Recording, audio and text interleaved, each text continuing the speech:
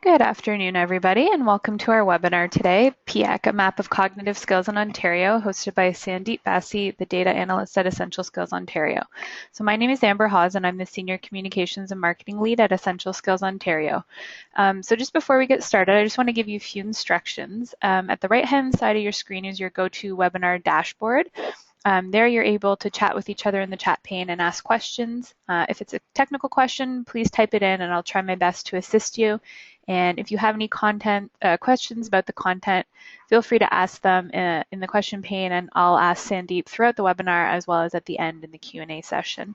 So I'll just give you a brief little introduction to our presenter. As a data analyst, Sandeep is responsible for collecting and analyzing statistical information to inform ESO's research and policy.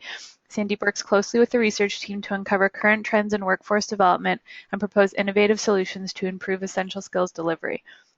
Upon graduating with an honors BA in political science from York University, Sandeep earned his MA in public policy from Simon Fraser University. So without going too deep into it, Sandeep, I will pass it over to you to get started. All right, thanks, Amber, and welcome everyone to the webinar. We're going to be talking about PIAAC in Ontario today, and more specifically, the initiative that we've been working on here at Essential Skills Ontario, which is funded by the Ministry of Training Colleges and Universities, which aim to develop an interactive tool, which is basically a map of Ontario with data from PIAAC contained in it, as well as a research brief. So we'll be going through that project today, and I'll be talking about each of those two main products from the project separately. So if you go through the outline, and another note that I wanted to, before we start, just to make quickly, is that there is some technical information in here, especially when I go through some of the stuff in the research brief, and I do understand that we are speaking to a diverse audience, so I'll try to make it as accessible as possible. Though there will be a chance for you to provide your feedback in terms of how you found the presentation afterwards, and I would really appreciate it if you can provide your thoughts on that. So we'll start off with a brief overview of PIAAC. Again, I'm not sure to the level of knowledge that all of you have on the survey, but I do want to get through this part fairly quickly, just because there's so much to do within the next hour. We'll then move on to PIAAC in Ontario and the PIAAC map. I'll go through the methodology that I used to develop the map. We'll actually go online and walk through the map. And then we'll look at some of the results in Ontario, in different areas in Ontario more carefully. I will then move on and talk about the research brief and look at some of the results from the regression analysis that we did for the research brief. And at that point, we'll have some time for questions and comments. Okay, so let's begin. So what is PIAAC? Basically, it's a large survey which was done across OECD countries, which assessed skills of adults. So there's 166,000 people in the survey in total, 27,000 in Canada. There's 24 countries, and the target population that we're looking at is all adults that are aged 16 to 65 years old. So as I mentioned before, the sample in Canada was very large, 27,000 people, which is the largest sample in the survey of countries. And this includes 5,000 people in Ontario survey, which is quite a substantial number. Just to give you sort of a point of reference, I think 5,000 was the minimum sample for each country in the OECD that was supposed to be in PIAAC. So I think the sample in Ontario is similar to that of countries in PIAAC. The U.S. sample is somewhere around 5,000 people. So quite a large sample size that we're dealing with today. It assessed three main domains: literacy, problem solving, numeracy, problem solving, and technology-rich environments. We'll discuss each of these in more detail a little bit later. And then the second part is, and I think this is an important aspect of the survey, is it provides a wealth of information in terms of the socio-economic backgrounds of the participants, and as well as the types of skills that are used both at work and at home, which can be used for all types of analysis. So I think a logical place to start here with PIAAC is what was actually assessed. So as I mentioned earlier, there's three main domains. It's literacy, numeracy, and problem solving in technology-rich environments. I provided these definitions here that come sort of straight from the OECD document. I think an important thing to remember with literacy and numeracy is that we are dealing with cognitive skills, but it's cognitive skills that are used in the workplace. So it's not just a matter of assessing somebody's skills. It's how they use the skills in the workplace and at home, especially in sort of contemporary society. So it's not looking at, you know, if somebody's is really good at calligraphy and writing and interpreting calligraphy, if that's not a skill that's being used in the workplace and at home today. So they really made an attempt to develop problem sets and questions that are relevant to the workplace and at home. And the problem solving technology-rich environments is a new domain in PIAAC. It assesses the ability to use technology and communication tools to acquire and evaluate information. As I mentioned, this is a fairly new domain, and it's just the first time that this is being assessed to the best of my knowledge. There are, although I think they did a great job in terms of developing problem sets in this domain, there are certain issues here. I mean, this is a very difficult thing to assess. The technology is just changing so rapidly. I recall attending a PIAAC conference a while ago, and it being mentioned that the laptop that they use to administer the survey, they had used it to develop the survey and to plan for the administration, but by the time it became time to actually administer the survey, that laptop is no longer being manufactured. So it's just an example of sort of how quickly technology is moving, and it makes it very, very difficult for to assess this domain.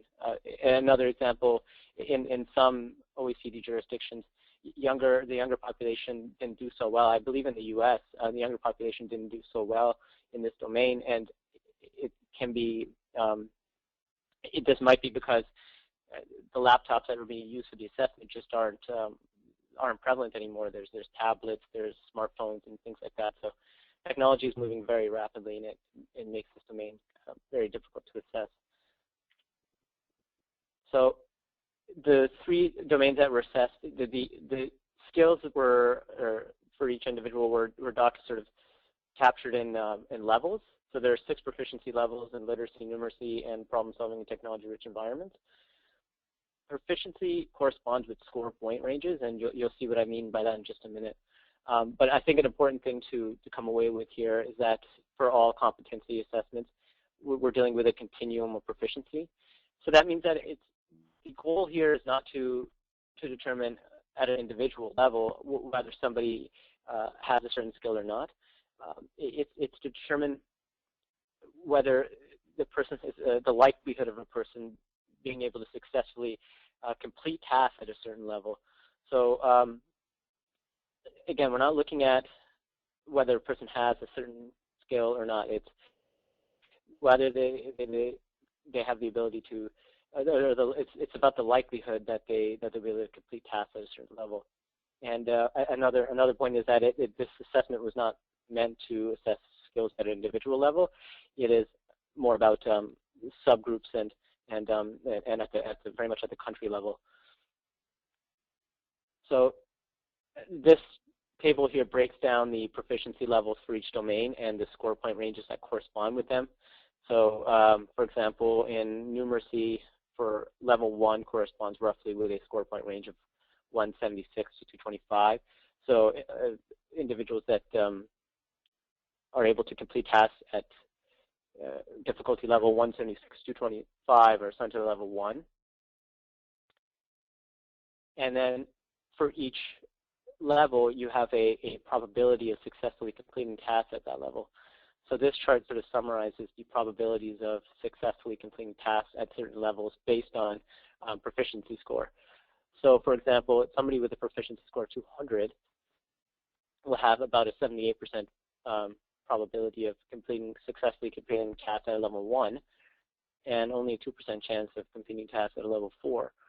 Whereas somebody with a proficiency score of 400 would most likely be able to successfully complete tasks at level 1 almost all the time, and only about 90% of the time for level 4.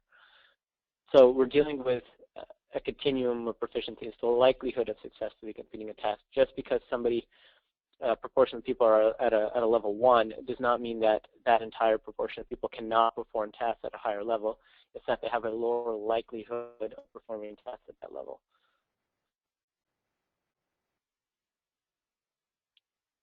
And the levels, the score point ranges and the levels sort of are grouped together based on the features of the problem sets at each level. So this table sort of summarizes those features. You can see here at the lower levels, at level 1, the technology is not as complex. It's generic applications with little to no navigation required, very few steps. And then in terms of cognitive processes, the goal, it's designed to reach a given goal and applying criteria. Whereas when you go to the higher levels, the goal may not be defined, and it's something you have to determine. And you have to establish and apply criteria. It usually involves multiple steps, and the technology becomes a little bit more complex as well at the higher levels. That's a basic overview of the PIAAC assessment. There's the whole. I was initially going to include sample questions that sort of correspond to these levels, but at this point, I just felt like we wouldn't have enough time to complete that. But the sample questions are available on the CMAC website. And if you have more questions about this, I'm available through email, and you'll have my contact information after this. And also, there are Stats Canada and MTCU as well as CMAC have a lot of resources that can help you out there. So PIAAC in Ontario. So it's talking about the project that we were working on for the past year, which was to design a map of skills in Ontario and also to produce a research brief. So I'll talk about each of those projects separately. In terms of the map,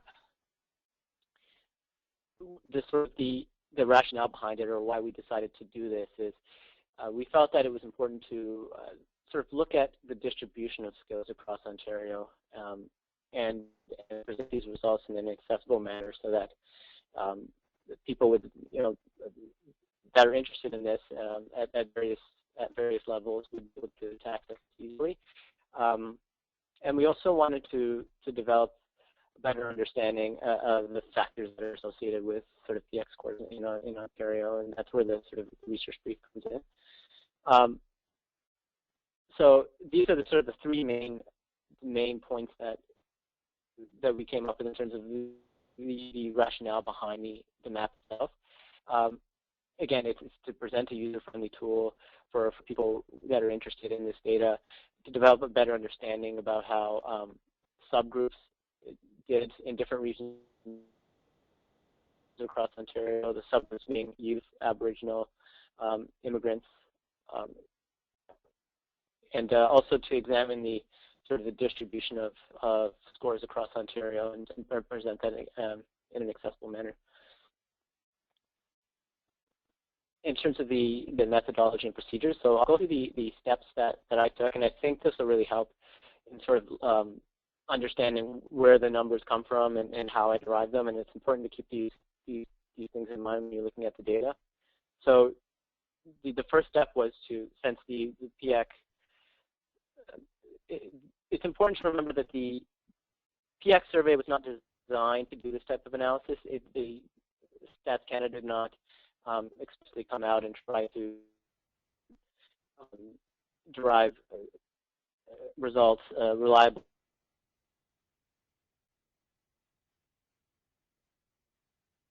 The subgroups. So, but since the sample size in Canada and Ontario was so large, we were able to, for most areas,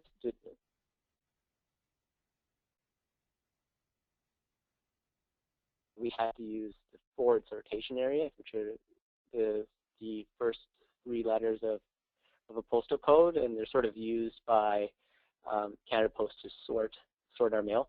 So that was the only sort of geographic variable that we were working with in the PIAAC Masterfile. So I had to align those with the census divisions and subdivisions in order to create these regions. So I used a Stat Canada concordance table, which sort of aligned the forward sortation areas with census divisions and subdivisions. But an issue with that is, since the forward sortation areas are not generally used by Stats Canada, they are used by Canada Post for the purpose of sorting mail, they didn't always align with census divisions and subdivisions. So that, we'll talk about that being one of the limitations of this type of approach a little bit later on. So the next step is grouping the census divisions together into regions and agglomerated areas. So once I had postal FSAs assigned for each area, I grouped more broader areas into regions, so it's east, west, north, GTA, etc. And then agglomerated areas, which were basically roughly equivalent to census divisions and subdivisions grouped together in order to get an ideal sample size. And then for certain areas, I was able to group census divisions into districts, and then also for larger cities to group them into certain neighborhoods as well. And this is all included in the district level. I then derived the average scores and associated standard errors for each area created, and I used standard errors to derive the 95% confidence interval for each area. And we'll talk about that just a little bit later on. So the limitations, and it's important to keep all these limitations in mind. I think the main one is that the levels don't necessarily align with TC original boundaries or Stats Canada census boundaries. That's just because the sort of FSAs don't cleanly fit into these boundaries, and there's a lot of overlap. If you go onto the map site, and I'll show you where to find this, there are a list of overlapping FSAs, and what I decided to do, typically what I did when there was an FSA that was overlapping with an area, is I just included it in an area where most of the residents from that FSA reside. Another limitation is that there's a high degree of sampling area in certain areas, so sampling error, in certain areas, and this is just dependent on the sample size. So you'll notice on the map, in some areas, the confidence interval for the average score estimate is quite large, and that's just a function of not having enough sample in that area. Again, like I said, the survey itself is not intended for this type of analysis. The sampling plan did not set out to produce reliable results for census divisions and subdivisions, so it's a sort of a product of that. Certain areas are not represented on the map simply because there were no estimates for that area. I believe there are at least 2 or 3 census divisions that are not on the map, and those are sort of grayed out on the map. And then the other thing is that the proportions of people at various proficiency levels, below level 1, were just subject to very high sampling error for most areas, to the point where we decided not to report them at all. So those are the major limitations of the map. And now that I told you why not to use the map, I can go in and show you how to use the map. So the map can be found at Essential Skills Ontario website, at essentialskillsontario.ca. So if you go onto the website, under the Research tab, under PIAAC, a map of cognitive skills in Ontario, you'll see the map. So an important part of the landing page here is the additional documents, which are linked. I alluded to, I believe, this document here earlier, which is a more detailed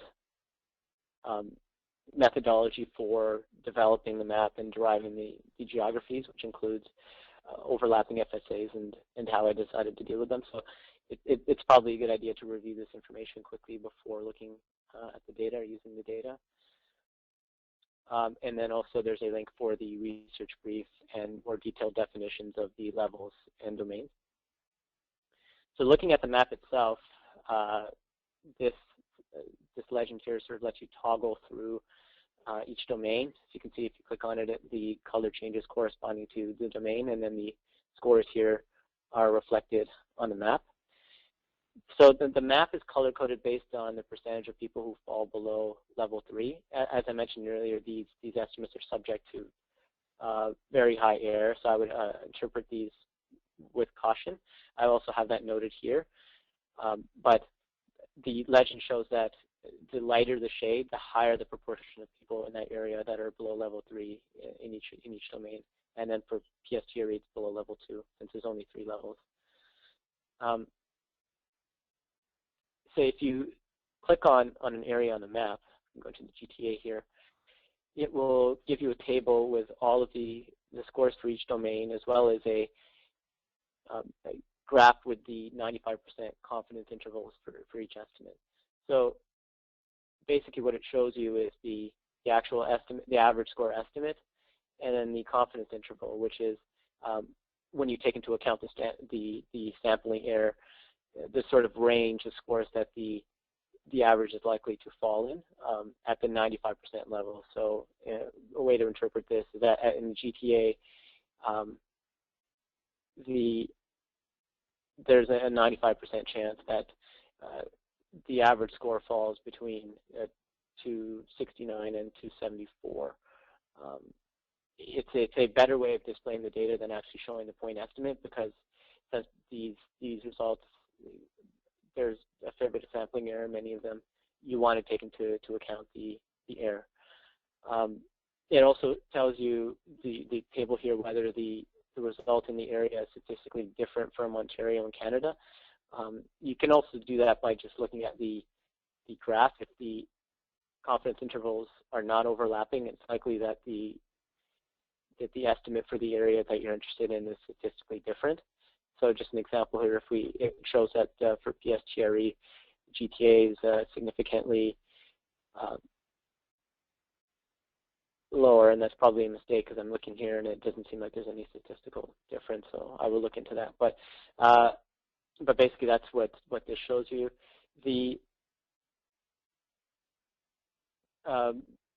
For each column on the table, there's more information in the sort of the tooltips here.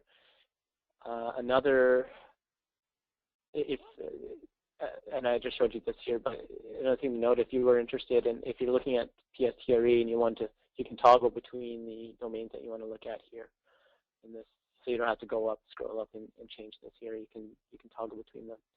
There's also census data as well, data from the National Household Survey for each area. And you can find it just by clicking on this, the arrow here under overall score. For example, the top 5 industries, you can look through that, educational attainment, and there's more information on these categories as well. Okay, so that should cover the going through the map. And if there's any questions, again, we can save them to the end, and I can go through them. So, looking more carefully at sort of the results in Ontario,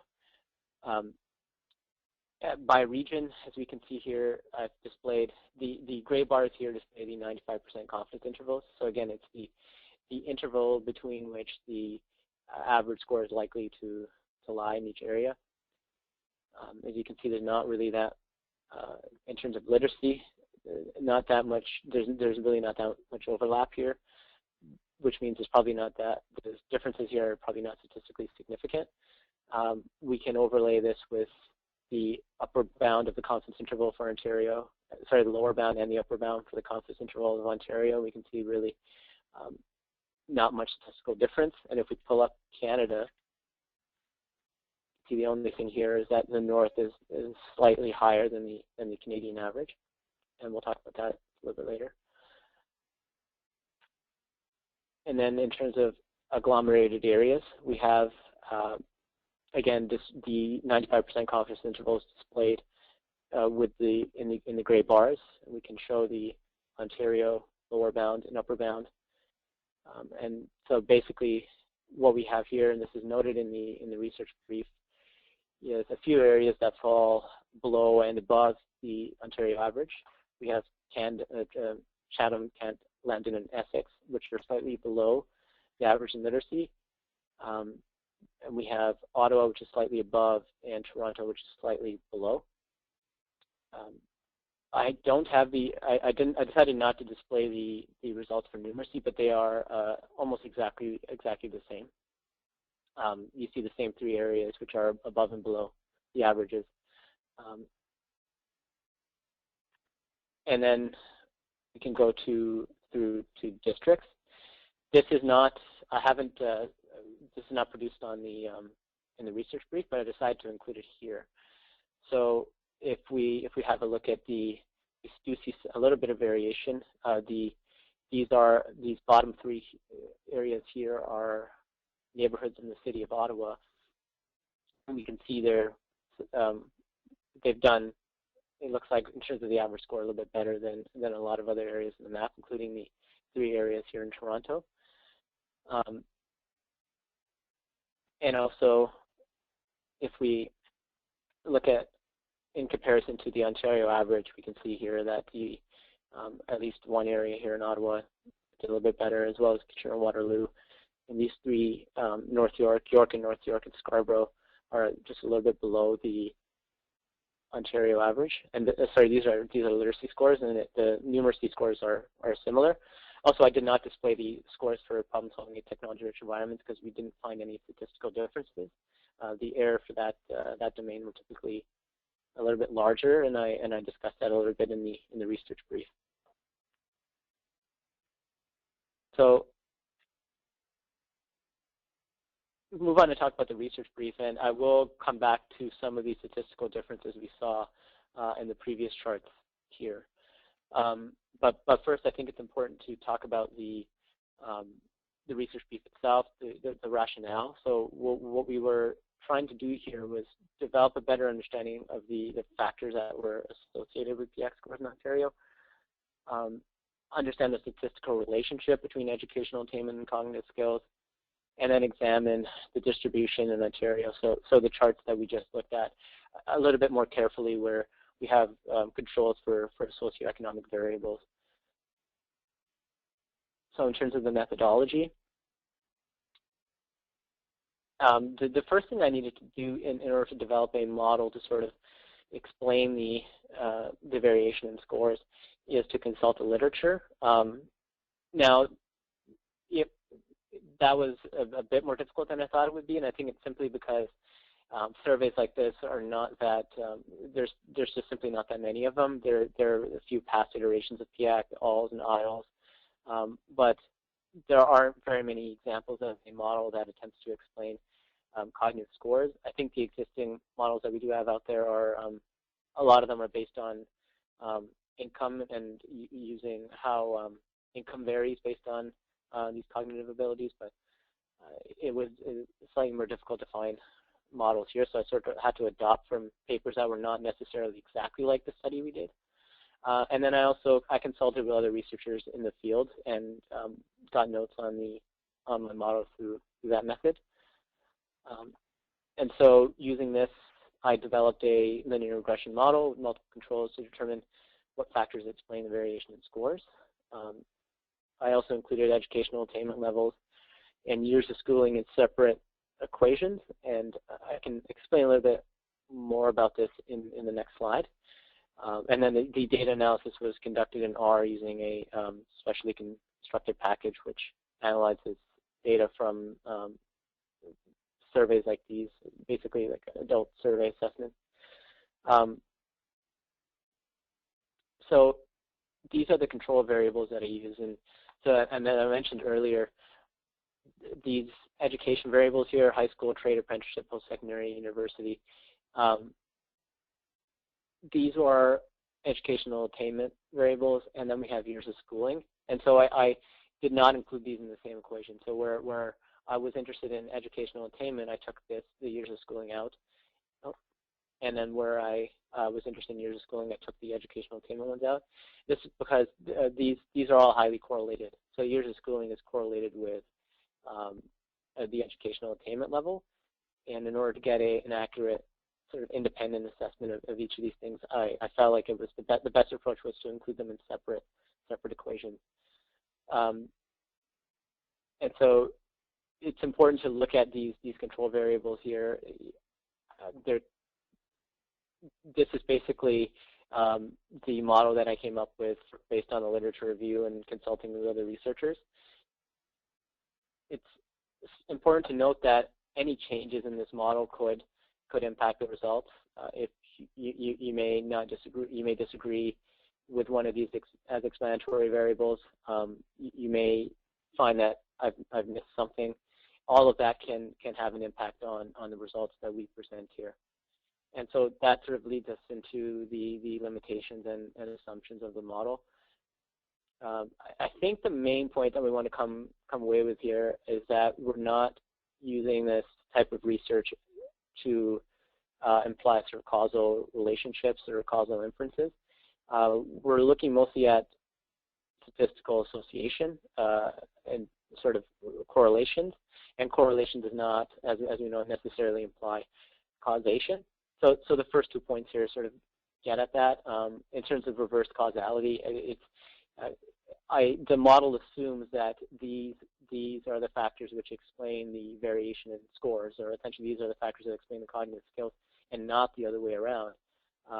And I think that's based in the theoretical sort of foundations. But you might argue that somebody with a university degree has a university degree because their skills were such that it allowed them. So it's actually that the causation is the other way around, and that would obviously have an impact on the results.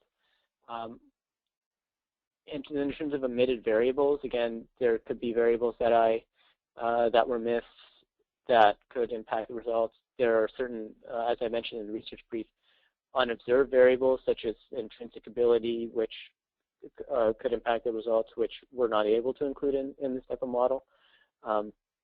And then the final sort of limitation, and again, this is not an exhaustive list. There are a host of other issues with using a sort of linear regression model, which I talk more in detail in the research brief. So I recommend you, if you're interested in this, to look at that. But the last thing here is the lack of regression diagnostics. So since I was using a specially created tool to analyze the PIAAC data, it didn't include diagnostics for things like heteroscedasticity and other sort of threats to the validity of the model. And so there could be potential bias there, which I was unable to diagnose. So all of these things are important to keep in mind when we're looking at the results. So that being said, let's take a look more carefully at what the sort of model shows. So this chart shows the regression coefficient of the educational attainment model. So basically what this is the bars here represent on average, how much, what is the difference between, the reference case here is somebody with less than a high school degree. So what is the difference between somebody with X level of educational attainment and a person less than high school in terms of their average score on average on the PIAAC assessment? So as you can see here, there does appear to be a bit a linear relationship. But again, let's be careful here. It's not a causal relationship. The relationship between educational attainment and cognitive skills is obviously very complex. But we do see a sort of statistical association here in terms of the higher the level of education, the better the respondent tended to do. Some interesting points here is that apprenticeship or trade in college seem to be, there's no difference here. And also, there doesn't appear to be much of a difference between people who've done a university degree with a bachelor level or below or a professional degree. But more or less what we expected to see here. And then we can look more carefully now at the sort of factors that were statistically significant in explaining the variation in scores. So these are the coefficients for each of the significant variables for each domain. And again, it was more or less what we expected to see, nothing really too surprising. Something to note here is that participation in formal or informal adult education and training actually had a positive association with performance. I think it was about a 7 score point on average increase for people who participated in formal or informal education and training. Missing here in this list of variables for literacy is parents' education. The parents' education was significant at the 90% level, but not 95%. So that could be an issue with sample size.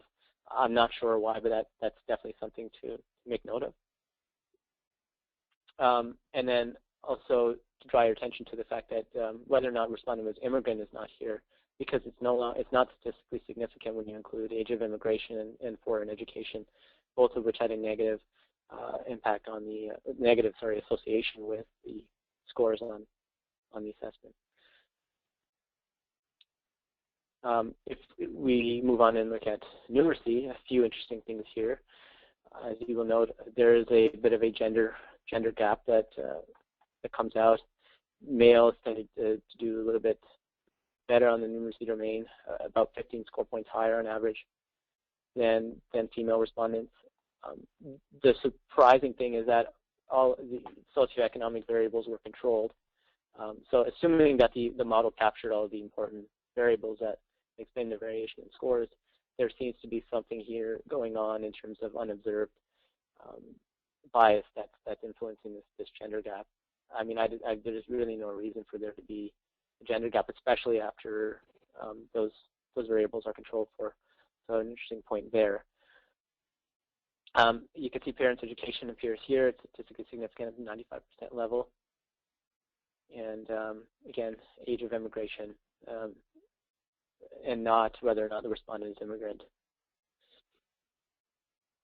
And then also another note that participation in formal or informal education and training is not on this list. It's no longer statistically significant. It's not statistically significant for numeracy and PS-TRE. And then for PS-TRE, again, we have a bit of a gender gap here, where males performed a little bit better on average, but the rest of the variables are pretty much what we expected. And also, as you'll notice, being a student and a full cycle of studies tends to have a very large positive impact on the scores in this assessment for each domain.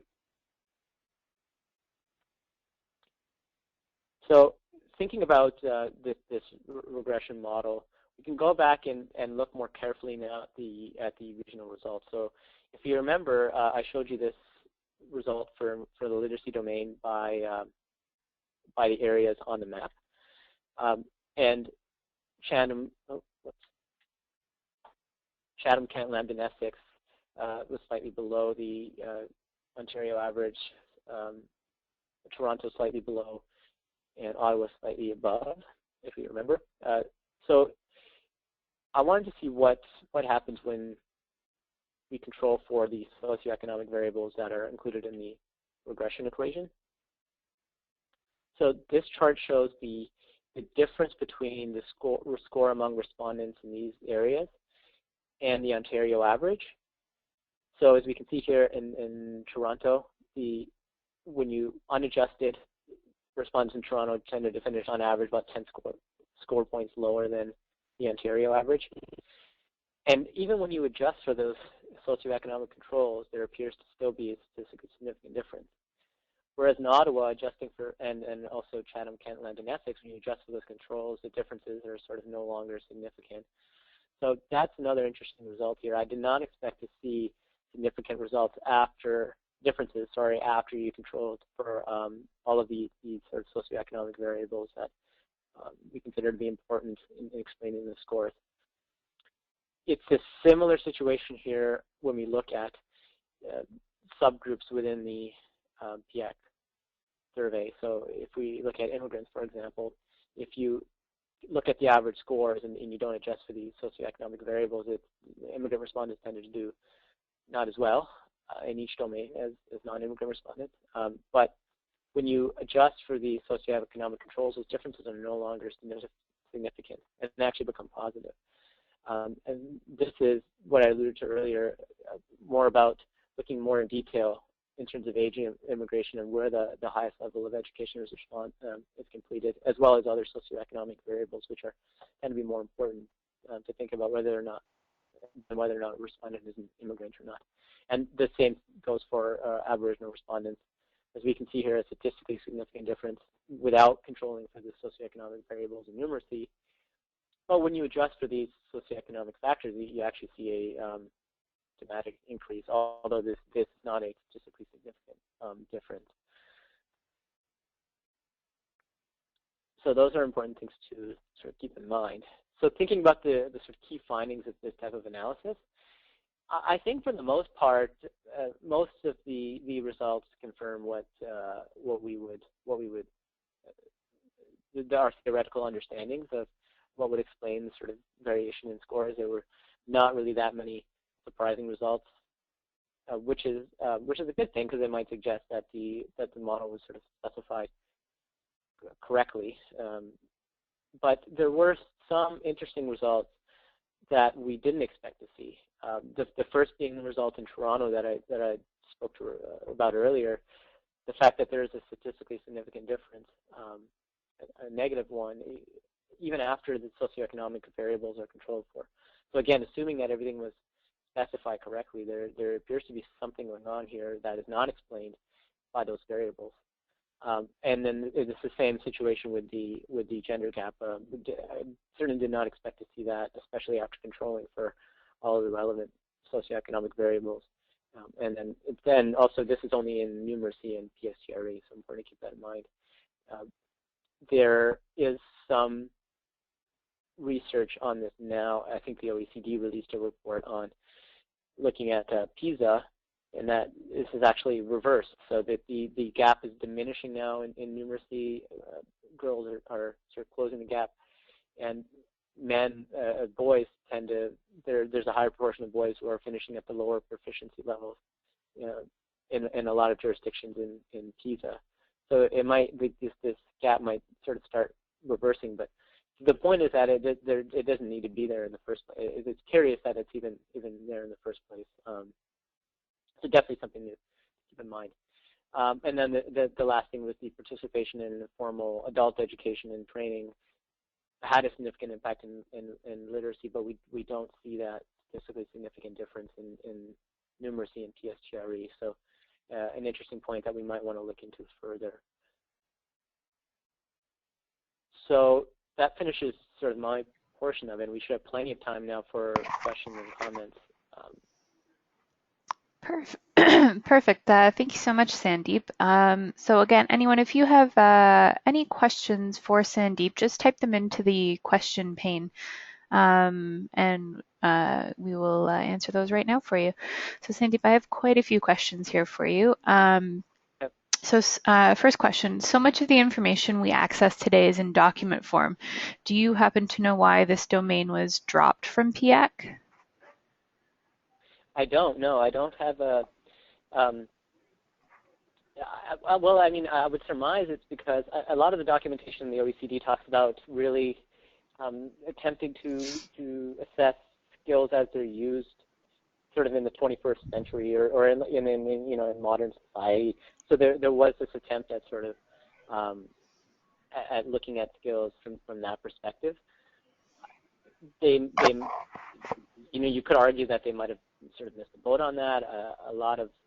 There's a lot of criticism as well on the PS-TRE in terms of the types of workplace skills that they were assessing were mainly office jobs and looking at email and PowerPoint, when the situation might be a little bit more complex than that. So I think it's a valid point, but it's more in terms of the survey methodology. There is a technical report that goes through the PIAAC methodology. It's a very long and dense document, but it can be found on the OECD PIAAC website, and it goes through their sort of methodology and rationale for the assessments that they did. Okay, I hope that. I think so. I think to the best of your knowledge anyways. Okay, so the next question is, how does the PIAAC sample size for Canada compare to the IELTS Canadian sample size? It's actually very similar. I believe the IELTS sample size was about 24,000. So there is, I mean, at the federal level, I think at the provincial level, we are putting a lot of resources into these assessments. So I think in both surveys, Canada had the largest sample. So I think it sort of behooves us as people that are interested in this type of research to look into the data and use it, because it is getting a sample size of 27,000 people for an assessment like this is an incredible undertaking. It's very difficult. And it's been done in the past two assessments. So yeah, and there's something to definitely keep in mind. Okay, perfect. Is it possible to work with data at a level below a CSD? Sorry, I didn't get that last part. Level below CSD, a census subdivision? Oh, yeah, and I think it might be better to not think of these areas in the map as census areas. So basically, we have three sort of levels of geography, if you will. The broadest one here is the region. So you got North, South, Central, GTA, and Eastern Ontario. And then for some areas, we have agglomerated areas. So these are just sort of, census divisions that are grouped together, roughly equivalent to census divisions grouped together. And for some areas, yeah, you can even go a little bit further into it. For example, in Toronto, we have neighborhoods here.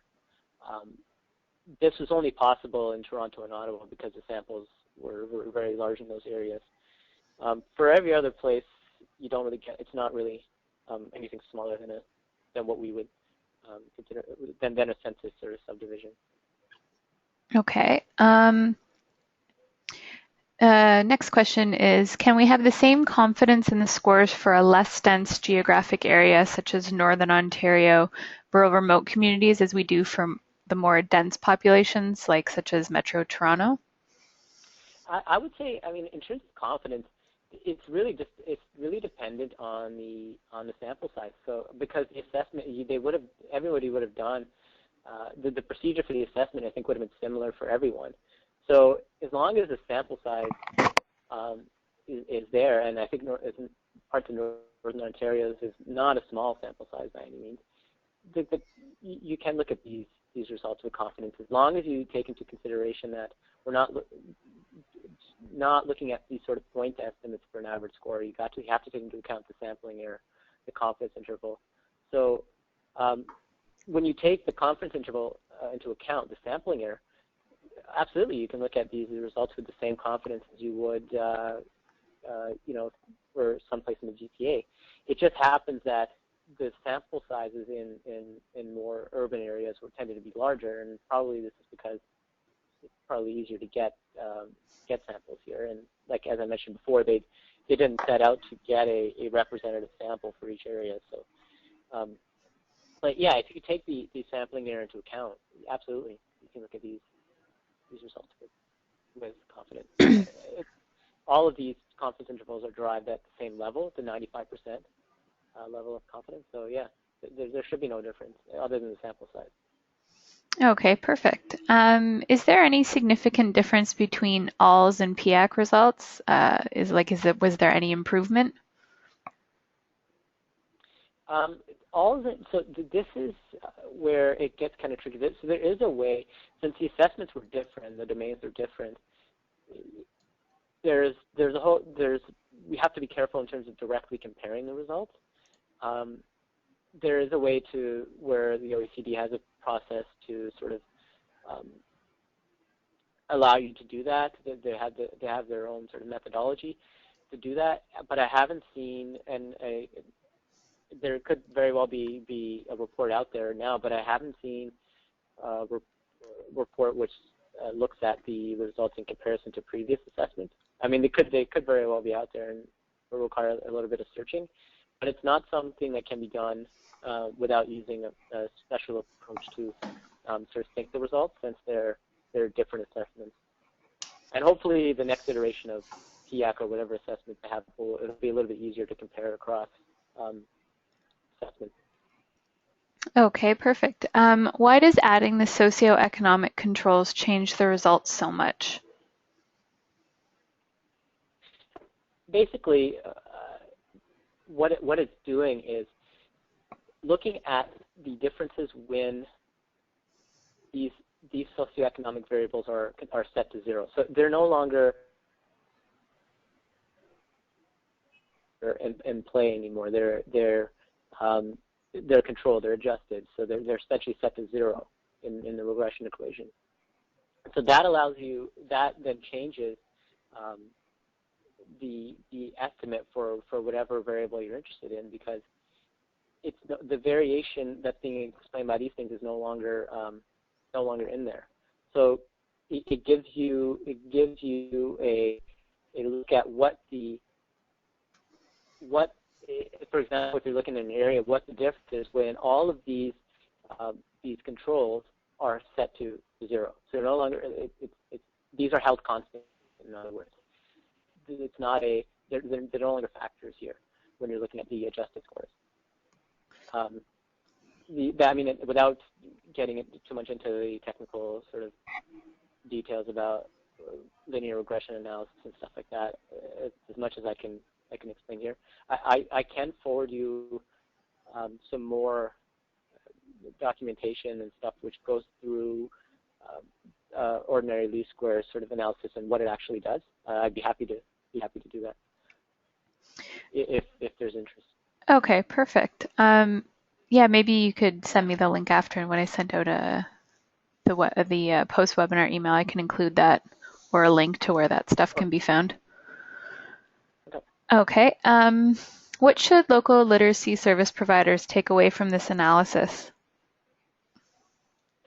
Yeah, so this is, I was having a discussion about this with my colleague, Ron Sampson, yesterday, and we really think that we were thinking about this in terms of a sort of a place-based approach, in terms of maybe looking at it, communities can sort of get together, different service providers in the community can get together and look at these results and really think about a community-based approach in terms of what, if, for example, you find in your community you can do as well in a certain domain. It'll provide an opportunity for service providers in that area to get together and sort of look at a place-based approach to addressing that. I would be careful in terms of looking at it in terms of planning, because we don't know. I don't know what the next sort of iteration of this will look like, what the next version of PIAAC will look like. So it might not be possible to compare the scores now to some future date, but it can provide an opportunity for you to look at priority areas in the community, look at subgroups within the community, and really come together and try to identify whether you want to make any of these things a priority. I think that's the main thing that you can come in with it. But again, anything I tell you is just based on my opinion. I mean, the data can really be used for a lot of different reasons. There's a lot of different uses for it. Okay. Does sample size permit for display of absolute numbers within geographic areas instead of proportional mapping? Yeah, so I think what the question is asking about is why the proportions are not listed here. And as I mentioned earlier, it's an average score sort of takes into account the entire sample size in the area, but when you're looking at proportions, you're decreasing your sample. For example, we have 580 people here in Northern Ontario, but if you're looking at just below level 1, maybe it's only 50 people or something like that. So the area gets larger and larger as your sample decreases. So we looked at the proportions at different levels and really made the decision that we didn't want to report them just because the results were just not reliable. The Statistics Canada has a sort of a guide to let researchers know when results are just, the sampling error is too high. It's called a coefficient of variation, and it's basically the standard error of an estimate divided by the estimate itself. If that number is higher than 16%, it's really not a reliable result. And for a lot of areas, it was a lot higher than 16.6%. So we decided not to report that. And the reason why that happens, it has to do with sample size. The sample size decreases because you're dealing with less people, and it's really, I think, as simple as that. It's unfortunate, but if you think about it, this is really, I mean, there's not very many jurisdictions in PIAAC that can do this type of analysis simply because the sample size in each area is not as large. Like I mentioned before, in the U.S., the sample is about the size of Ontario. So the reason why we're able to even do this type of analysis is because the sample size is large enough in some areas to allow you to do it. But again, that has its limits, and at certain points that the sampling area, it's just too large, so we couldn't report it. Okay. Next question was PIAAC administered in both English and French? It was, yeah. And from what I understand, the respondents had an option of whether they wanted to do it in English and French. Okay, perfect. So I think that's all the questions we have. If I did miss any, I will be sending out Sandeep's email address after the webinar, after I get the recorded copy uploaded to the website. And I will also send out a link to that. And as well, I will be sending out a link to a quick survey to evaluate the webinar, which we'd really appreciate if everyone could fill out. And you can also enter for a chance to win $50 to Indigo as well. So any information or evaluation that you have on the map itself would be really appreciated as we use it going forward. So Sandeep, I just wanted to thank you very much for hosting the webinar today. I think it was really insightful and garnered a lot of questions and interest. So I just wanted to thank you for that. If you have any final thoughts. And yeah, no, and I also definitely want to thank everybody involved in this project.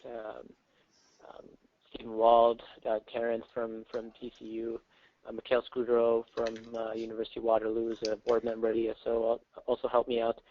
And Amber Haas, who edited my terrible writing and formatted all this stuff. Thank you as well for working on this project. I think we were able to produce something that should be useful for a lot of people. So thanks for everybody who were involved in that. Awesome. And then if there's any questions or anything like that, you can contact me at my Essential Skills Ontario email. Excellent. Okay, so thank you very much, everybody, and thanks, Sandeep, and we'll see you all at the next webinar. Okay. Bye.